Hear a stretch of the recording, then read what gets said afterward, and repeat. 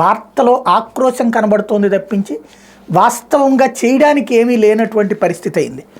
ఇకపోతే మేము అడిగితే వెల్లడిస్తామంటే కుదరదు, ఎన్నికల బాండ్ల సమాచారం అంతా బహిర్గతం చేయాల్సిందే, అన్ని వివరాలు అంటే అంతా అని అర్థం.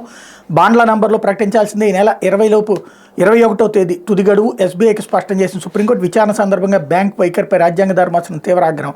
ఎన్నికల బాండ్ల అంశంలో స్టేట్ బ్యాంక్ ఆఫ్ ఇండియా అనుసరిస్తున్న వైఖరిపై సుప్రీంకోర్టు రాజ్యాంగ ధర్మాసనం తీవ్ర ఆగ్రహం వ్యక్తం చేసింది.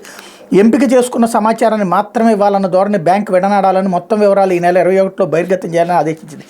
బాండు నెంబర్తో పాటు కొనుగోలుదారుల సమాచారం, డినామినేషన్లు, వాటిని నగదుగా మార్చుకున్న పార్టీల వివరాలు మొత్తం కేంద్ర ఎన్నికల సంఘానికి సమర్పించాల్సిందని స్పష్టం చేసింది. సమాచారం అంతా ఇస్తున్నామని ఏదీ దాచుకోలేదని, ఓ ప్రమాణ పత్రం కూడా దాఖలు చేయాలని కూడా బ్యాంకులు ఆదేశించింది. ఎస్బీఐ నుంచి అందుకున్న డేటాను ఎన్నికల సంఘం వెంటనే తమ వెబ్సైట్లో అప్లోడ్ చేయాలని కూడా ధర్మాసనం పేర్కొంది. ఎస్బీఐ అసంపూర్తి సమాచారం ఇవ్వడంపై గత శుక్రవారం సుప్రీంకోర్టు అసంతృప్తి వ్యక్తం చేసింది. ఎన్నికల బాండ్ల ఆల్ఫా న్యూమరిక్ నెంబర్లు వెల్లడి చేయకపోవడంపై వివరణ ఇవ్వాలంటూ బ్యాంకుకు నోటీసులు ఇచ్చింది. దీనిపై సోమవారం భారత ప్రధాన న్యాయమూర్తి సీజీఐ జస్టిస్ డివై చంద్రచూడ్ నేతృత్వంలో 5 సభ్యుల రాజ్యాంగ ధర్మాసనం విచారణ జరిపింది. ఈ సందర్భంగా ఎస్బీఐ అనుసరిస్తున్న వైఖరిని తప్పుపట్టింది.